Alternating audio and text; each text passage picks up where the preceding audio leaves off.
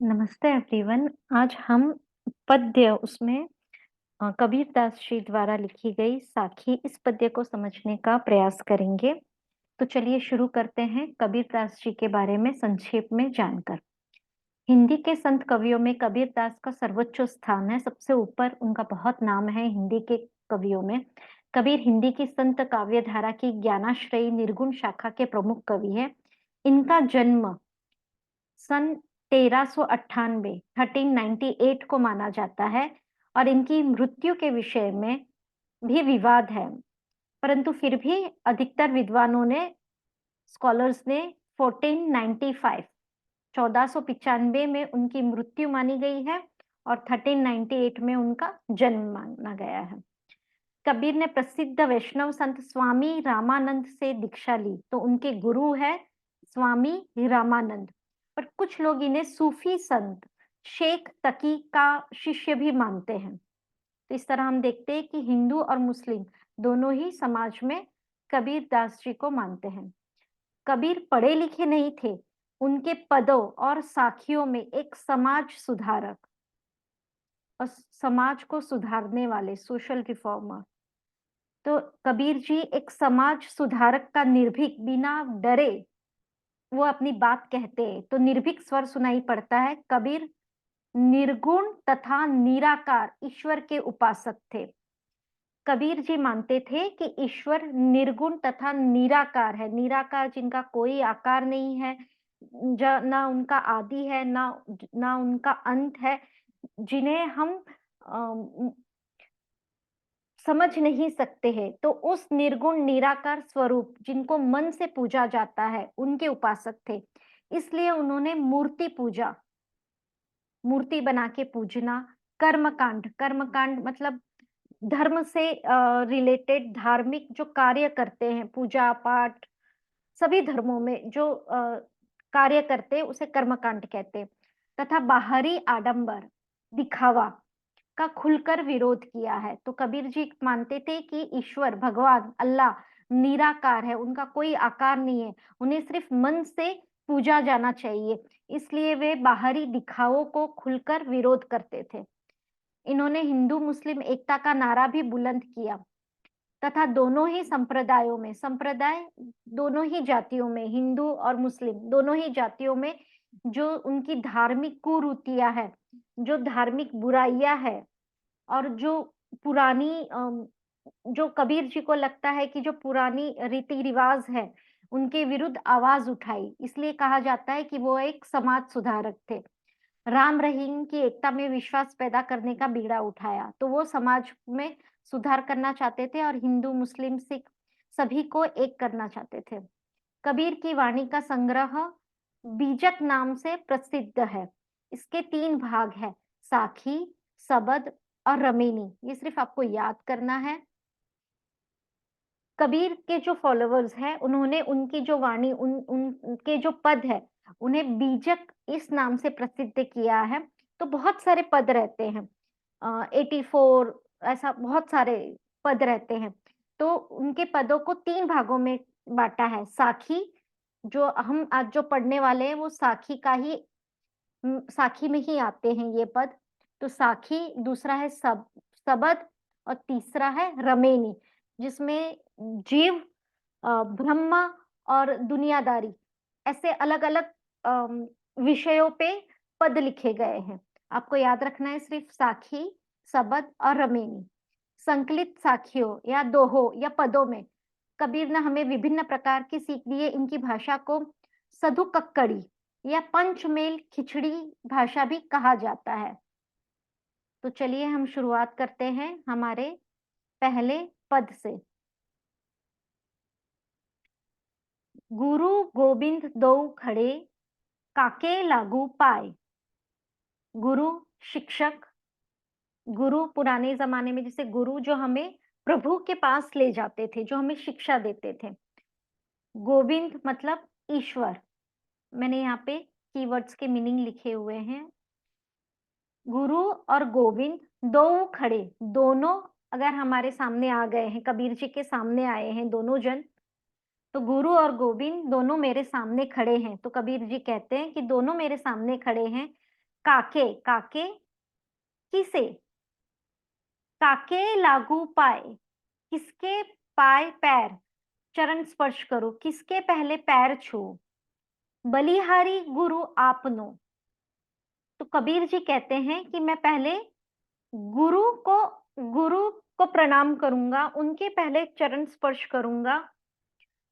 जिन गोविंद दियो बताए, जिन्होंने मुझे गोविंद मतलब भगवान गोविंद दियो बताए, जिन्होंने मुझे गोविंद तक पहुंचने का रास्ता बताया, उन गुरु को मैं पहले चरण स्पर्श करूंगा, उनके पैर पहले छूऊंगा। तो इस दोहे में कबीर जी ने गुरु के महत्व को बताया है कि गुरु का जो दर्जा रहता है, गुरु का महत्व भगवान से भी ऊपर रहता है। अगर भगवान और गुरु दोनों खड़े हैं तो कबीर जी कहते हैं कि मैं पहले गुरु के पांव छूऊंगा, क्योंकि गुरु ने ही हमें भगवान की ओर जाने का रास्ता बताया है, उनके कारण ही हमें ईश्वर की प्राप्ति हुई है। तो क्वेश्चन जैसे पूछे जा सकते हैं, कवि ने किसकी महत्ता बताई है, इसमें कवि का क्या उद्देश्य था? तो कवि का उद्देश्य यही था कि वे गोविंद और गुरु में गुरु को ज्यादा महत्व देते हैं। और ये भी पूछा जा सकता है कि उन्होंने उनका महत्व क्यों दिया है? तो वे कहते हैं कि जब दोनों खड़े हैं तो हमें गुरु का महत्व ज्यादा है, उसके पैर छूने चाहिए, क्योंकि मुझे गोविंद तक, मेरे ईश्वर तक पहुंचाने का जो रास्ता है, जो ज्ञान दिया है, जो मेरे में बुराइयां है उन्हें एक एक कर दूर करके मुझे जो ज्ञान दिया है वो मुझे मेरे गोविंद ने दिया, मुझे मेरे गुरु ने दिया है, और गुरु के कारण ही मुझे गोविंद का साक्षात्कार होता है। तो किसका महत्व दिखाया गया है? गुरु का महत्व ज्यादा बताया गया है। अब दूसरा है दोहा, जब मैं था तब हरि नहीं। मैं मतलब अहंकार, एरोगेंस, ईगो। जब मैं था तब हरि नहीं, हरि ईश्वर प्रभु, अब हरि है मैं नहीं। और अगर भगवान है तो मैं मतलब कौन है? ये मैं है अहंकार, मी माई सेल्फ। तो कबीरदास जी कहते हैं कि जब हम मैं, मी माई सेल्फ, हमारी खुद की अहंकार की बातें करते हैं, तो जब अहंकार रहता है तब प्रभु नहीं रहते। और जहां पे प्रभु रहते हैं, जिस हृदय में प्रभु का वास हो गया है, उस हृदय से अहंकार को तो चले ही जाना है, वहां मैं नहीं है, मतलब अहंकार नहीं है। साकरी तंग, प्रेम गली अति सांकड़ी, नैरो, तंग मतलब नैरो। प्रेम गली है, जिस गली से मुझे प्रभु मिल रहे हैं, वो जो गली है वो इतनी नैरो है, जो प्रभु को पाने का रास्ता इतना नैरो है कि वहां पे सिर्फ एक ही रह सकते हैं, या तो अहंकार रह सकता है या तो हरि रह सकते, तामे दो न समाही। तो प्रेम गली इतनी नैरो है, इतनी तंग है, जिसमें दो दो कौन है यहाँ पे? कवि का मतलब दो से क्या अभिप्राय है? दो से अभिप्राय है अहंकार और प्रभु ईश्वर।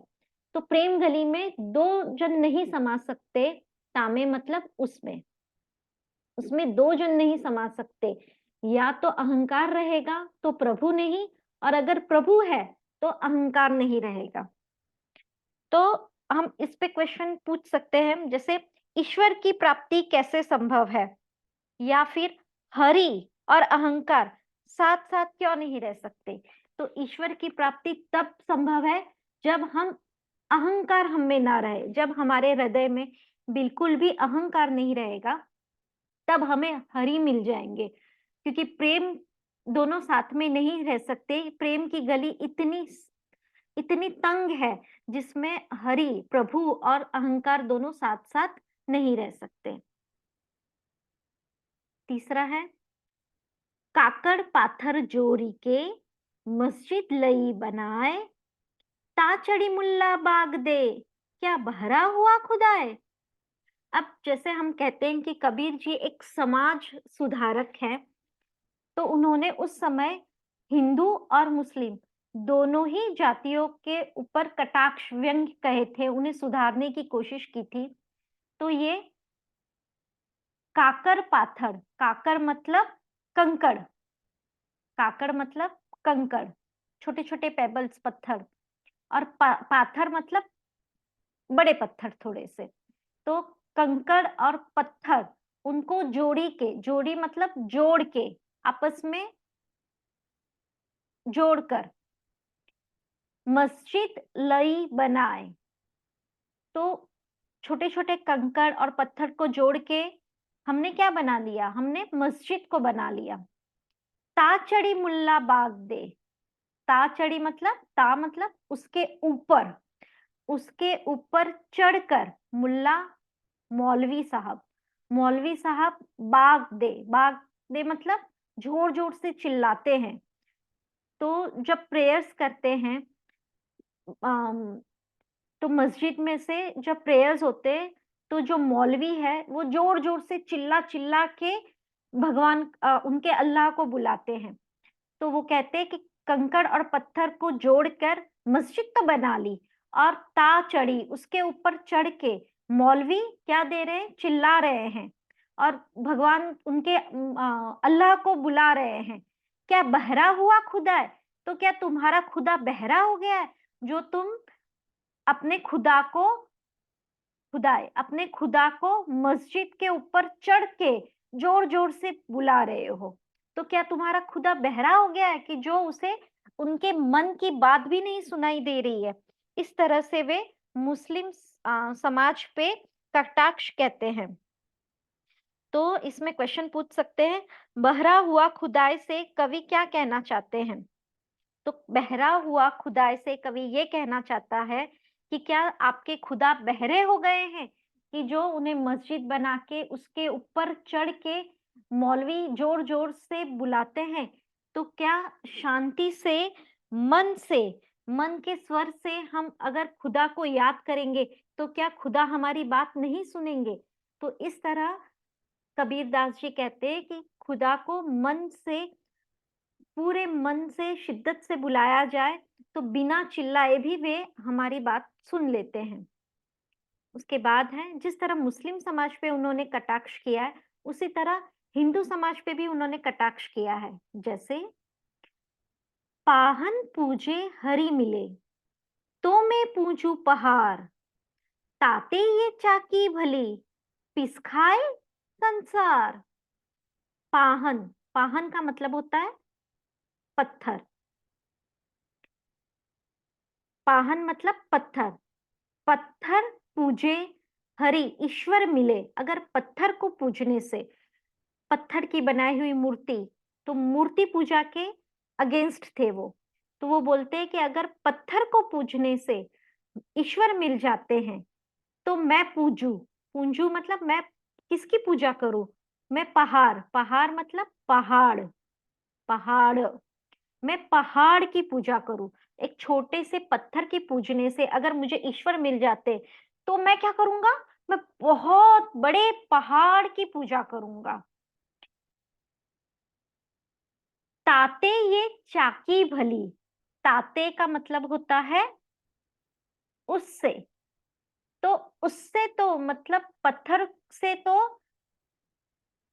क्या अच्छा है, ताते मतलब, ताते उससे तो चाकी, चाकी मतलब चक्की, जिससे हम पहले के जमाने पे पत्थर की चक्की रहती थी, चक्की मतलब ग्राइंडर, जिसमें हम आटा और गेहूं ग्राइंड करते थे, आटा बनाते थे। तो ताते ये चाकी भली, तो उससे तो ये चक्की ज्यादा भली, भली मतलब अच्छी है। क्यों अच्छी है चक्की? पीस खाए संसार, पीस मतलब पीसना, ग्राइंड करना। तो चक्की क्या करती है, अनाज को, गेहूं को, अनाज को पीस कर आटा बनाती है, और उस आटे को खाकर संसार, पूरी दुनिया अपना पेट भरती है। फिर से अब इसे समझते हैं, अगर पत्थर पूजने से ईश्वर मिल जाते हैं, तो मैं क्या करूं, जाके बहुत बड़ा पहाड़ पूजूं। पर मुझे लगता है, कबीर जी कहते हैं कि उससे तो चक्की, पत्थर से बनी हुई वो चक्की है, हमारे घरों में जो चक्की है, वो ज्यादा अच्छी है। क्योंकि वो क्या करती है, अनाज को पीसती है और उस आटे से सारा संसार अपना पेट भरता है। मतलब उस पत्थर का कुछ तो उपयोग है। तो क्वेश्चन पूछ सकते हैं, कबीरदास जी पत्थर की मूर्ति की अपेक्षा चक्की को ज्यादा महत्व क्यों देते हैं? क्योंकि चक्की कुछ काम आती है और वो आटा पीसती है और उससे संसार का पेट भरता है। तो हम अब तक समझ में आ गया है कि कबीर जी मूर्ति पूजा, बाहरी आडंबर, धार्मिक कुरीतियां, दिखावापन, इनसे बहुत दूर थे। इन पे कटाक्ष व्यंग करते थे वो। और वे किस पे भरोसा करते थे? वे निर्गुण, निराकार, ऐसे ईश्वर के बहुत बड़े भक्त थे। वो ईश्वर को मानते थे, पर वे ईश्वर के उस रूप को मानते थे जहाँ मन से भगवान को पुकारा जाए तो वे अपनी बात सुन लेते हैं। अब इन लास्ट है, सात समंद की मसी करो, लेखनी सब बरनाए, सब धरती की कागज करो, हरि गुण लिखा न जाए। सात, सेवन, समंद, समुद्र, सी। तो सेवन समुद्र, सात समुद्र की मसी। पूछा भी जाता है कि मसी से क्या आप समझते हो? मसी मतलब स्याही। ये रहा स्याही। मसी मतलब स्याही, इंक, इंक। तो सात समुद्र की इंक बना लो। करो मतलब बनाइए, करिए। लेखनी सब बरनाए। लेखनी मतलब, लेखनी का मतलब होता है पेन, कलम, या फिर लेखनी। हिंदी में लेखनी। तो लेखनी सब बरनाए। सब लेखनी किसे, कलम, पेन किसको बना दिया जाए? बरनाए। बरनाए क्या होता है? जंगल में उगने वाले सारे वन, सारे वन, पेड़ पौधे। तो सारे सात समुद्रों की इंक बना दी जाए, स्याही बनाए, और सारे जितने पेड़ हैं, वन हैं, उनकी कलम बनाई जाए। सब धरती कागज करो। कागज मतलब कागज, पेपर। सारी धरती, ये पूरी जो धरती है, उसका एक कागज बनाया जाए। तो धरती रूपी कागज पर सारे दुनिया के जितने पेड़ पौधे वृक्ष है, उनकी कलम बनाई जाए, उनकी एक लेखनी बनाई जाए, और उसमें समुद्र, सारे समुद्र की इंक भरी जाए। और उस पेन से, उस कलम से हम कागज पे किसके बारे में लिखे? हरि गुण लिखा न जाए। फिर भी हम हरि, प्रभु के, ईश्वर के गुण, गुण मतलब उनकी महानता, उसको हम लिख नहीं सकते। मतलब ईश्वर के गुणों के बारे में कबीर जी कहते हैं कि ईश्वर इतने अनंत है, निराकार है। उनके हमारे ऊपर उनकी इतनी महिमा है। ना उनका आदि है, ना उनका अंत है, ना स्टार्ट है, ना एंड है। मैं कौन होता हूँ उनके बारे में, उनके गुणों के बारे में लिखने वाला? मैं नगण्य हूँ, मतलब मुझे गिना ही नहीं जा सकता। वे खुद में इतने महान हैं कि अगर हम सारे समुद्र की स्याही बनाए, पेड़ पौधों की अ, लेखनी बनाए, कलम बनाए, और एक धरती को कागज बना के भी अगर मैं उनके गुण लिखूं, उनकी महिमा का वर्णन करूं, तो मैं कुछ भी नहीं हूं, मैं उनकी उतनी वर्णन नहीं कर सकता हूं। तो इस तरह से कबीर जी ईश्वर के बहुत बड़े उपासक हैं, परंतु वे उनके निराकार रूप के उपासक हैं। और वे एक बहुत सामाजिक, सोशल रिफॉर्मर, सुधार करते थे, समाज सुधारक के रूप में भी जाने जाते हैं। तो लास्ट में हम इस पे क्वेश्चन पूछ सकते हैं कि हरि के गुणों के बारे में कबीर जी ने क्या कहा है? तो इस तरह हम देखते हैं साखी कबीर जी की वाणी, यहाँ पे हमने उसे समझाने का प्रयास किया है। Keep reading, keep enjoying. Thank you, bye bye.